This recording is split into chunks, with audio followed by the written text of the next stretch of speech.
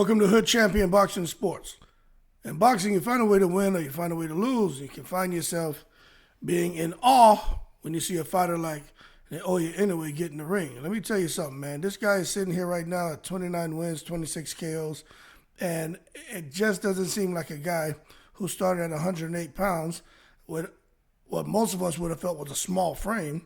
Could have bubbled up to 122, about to go to 126. Shit, the man may be able to go to heavyweight and whip Usyk's ass the way he's looking. But that being said, the man has just quickly and just impressively bubbled up to where he's at now and has just dominated weight division after weight division after weight division. And some people think that it's just the devastating power that he possesses that's going to prevent any opponent from clipping him. As a result, they say Naoya Inoue can't be stopped. Now, what I'll tell you is a lot of boxing fans and a lot of people are just asking themselves, right? How can somebody, this little miniature, it's like having them little miniature pinchers and them little toy poodles and shit, right? They're so damn small. But you wonder how this little kind of miniature boxer has that kind of power. No kidding.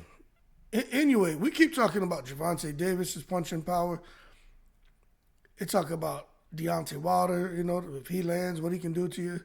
Talk about Bertabiev. But we really need to stop and continue to have discussions about Naoya Inoue, because how can a small fighter like him have that monstrous punching power? I mean, he hit so hard that there are people who have started speculating that he may be out here on the cocktail, and there's no proof of that. But that's what happens when people can't understand something. They just start reaching for shit. And when it comes to Naoya Inoue, even I'm sitting here watching, saying to myself, I hear the thudding punches. But boy, oh boy, I almost feel like through the screen, what the impact of the shots that he's hitting fighters with. And I'm going to just tell you, man, when you see his opponents physically are getting knocked out, but I'm wincing in pain as I'm sitting here behind my chair on the couch watching the fight. Now, worst case scenario with Naoya Inoue faces somebody, I mean, they either get beat into submission or they end up on the canvas, all right? I mean, anyone facing Naoya Inoue, they don't have many options. It's really how you're going to go out. And most of those guys, once they get hit by that Japanese freight train, they don't want nothing else to do with that shit. You see, they go into retreat mode. There's something special about those hands. And I can tell you from seeing people spar and being in the ring sparring, I've hit people and hurt them. I've been hit and felt power. I was like, oh shit, I want to get hit with that again. When a person gets hit with some shit that has them like, what was that? I'm telling you, they at that point, they either go full retreat, they start clinching and holding, or they just want to way out because that ring gets small. Like, it's hard to describe what's going on inside of a fighter's mind when they get hurt. I'm telling you, you don't hear nothing, man. You don't hear nothing. You just see this person coming at you, and you could be on the outside being like, use lateral movement, get off the ropes, tie him up, throw your uppercut, throw you this. But it's different when you're in there going through it. And same thing, when someone who has the upper hand and landing hard shots on someone, you go from being, maybe if you're hurt, you go from being full retreat. But when you hurt someone, you're going to be in all gas, no brakes. So I'm just telling you from experience. Maybe other people's experiences are different, but the bottom line is, Naoya Inoue is not losing anytime soon. And the one thing about Naoya Inoue is he's recognized for his power. But the thing is, he has impeccable technique. And Naoya Inoue, right, it's the only attribute he has is not power. This man has IQ and this man has technique, man. Now, when you think about different observers who've had things to say about Naoya Inoue, you could say he's maybe he's been described as possessing almost all attributes that's possible for a boxer. But when you get someone who's really fair, they don't just graze over that subject. They actually sit there and say, you know what? He possesses all attributes, and the power is the one thing that stands out.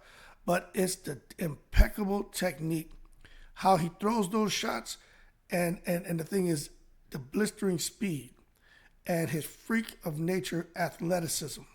When you put that together with the power, you have a problem, and that's what you get with Naoya Inoue, man.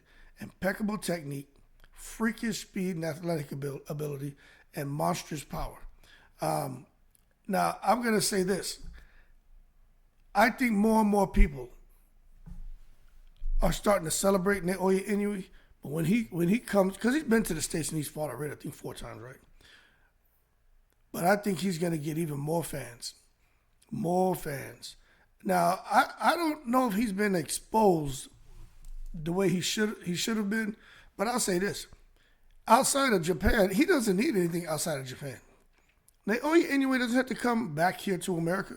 He doesn't need to go anywhere else and fight. That man can stay right there in Japan and make gazillions of dollars. But I do feel, man, I feel we got another Pacquiao here. And with the right visibility, I think we may have something. Pacquiao didn't speak English and shit when he first came over. Very little. Now you listen to Pacquiao, he's speaking serious English. You know what I'm saying? I ain't saying he sounds like an Oxford scholar, but he damn near his English is really, really good. If Naoya Inoue can learn some English, I'm gonna tell you something. I think he'll be a bigger star. But at the same time, Felix Trinidad never learned English. He just whipped people's asses and stayed in Puerto Rico. He was a mega star.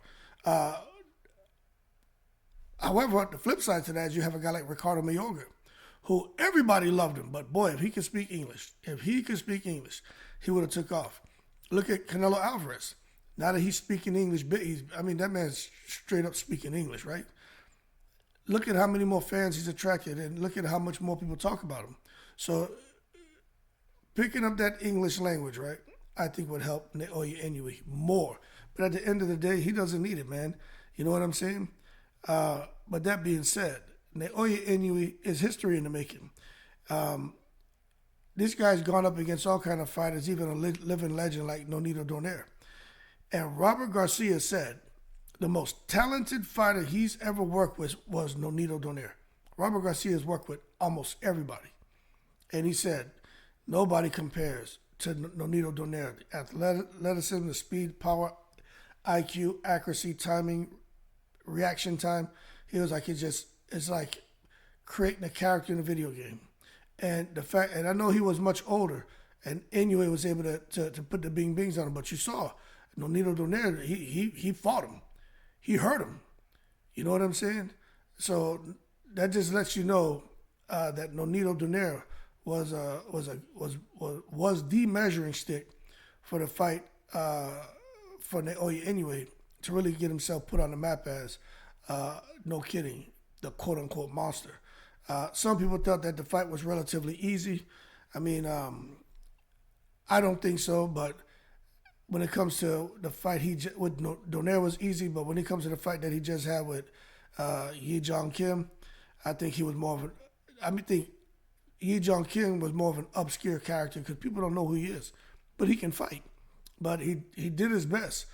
But you can see, if Yi Jong Kim was considered an obscure fighter that no one really knew about, well, he just got sent back into obscurity because he got the shit beat out. He got the shit beat out of him messing around with Naoya Inoue. That right hand was something crazy. I don't know if y'all heard the power. And when you have somebody who can hit you like that, they're unconquerable, man. You know, and I'm just being real with you. Naoya Inoue, I just think any fight he gets in, even if there's some couple sticky moments, at some point he makes the fight look easy. Once he lands on you, and then he starts dropping you, the fight's gonna end. It's something about the power that he has, and I'm gonna tell you what. To me, it's better those guys get hit with that shit than me because I don't want nothing to do with it. I do want to see him at 126 pounds. The question is, who's going to beat him? Everyone's like, they're getting frustrated at Naoya Inoue. He shouldn't be on the pound-for-pound list. He's cherry-picking fighters. He doesn't deserve the accolades and praise he receives. This man started off at what? 108 pounds? Oh, Eddie Hearn is out here. You know, Eddie Hearn's saying what he has to say because he wants Inoue to fight his guy. But, I mean, come on now. There's no one else out here who deserves the praise like Naoya Inoue. And they got some badasses out here in boxing. But really, Naoya Inoue is consistently doing the business. And as a result, that's why conversations are starting to heat up as far as who he's going to fight the rest of 2025. You know what I'm saying? He wants to fight 4 times this year. He fought once. So where's he going to fight next? United States, Saudi Arabia, right? There's already talks about him fighting Alan Picasso, then fighting Nakatani, and then going on fighting Akhmadaliev and then Nick Ball. And when you think about that, man, those are very, very good fights. And I think the year is just going to be a very solid year for Naoya Inoue. But this thing about Picasso, let me see if I can pull up Picasso's information so I can tell y'all the records. Okay, here we go. All right. Here it is. Okay, so Alan Picasso, looks like it's going to be his next fight. 32-0, 1 draw, 17 knockouts. He can scrap. Then this guy, Nakatani, 29-0, 26 KOs, who's the number 1 ranked bantamweight in the world, undefeated. Nakatani's record, 29-0 and 26 knockouts. Nakatani can fight and he can crack. Then you got Marajan Akhmadaliev, 13-1 with 10 knockouts. That's Eddie Hearn's guy. That's who Eddie Hearn's pushing for. And then Nick Ball, 21-0 with 12 knockouts.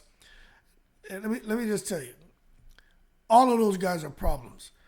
I think Naoya Inoue I think he beats all those guys, but the one that really interests me is the two is Nakatani and Akhmadaliev. I don't think he has a problem with Picasso or Nick Ball, but the other ones, really tough fights. But that being said, with the athleticism, the speed, power, the technique, the mentality, and me just knowing how those guys train out there in Japan, Korea, I'm telling you, you gotta kill them. I'm telling you, I've been in the ring with them dudes, man. Guys from those countries, and I'm telling you, that sparring over there is different. Especially when you're a goddamn outsider coming in. You know, they're gonna try to test you. Okay. That being said, man, y'all keep cool. Shout out to the veterans on 7 continents. Naoya Inoue can't be stopped. I don't think so. Unless he goes up to goddamn heavyweight, he gonna whip everybody's ass. In the breeze.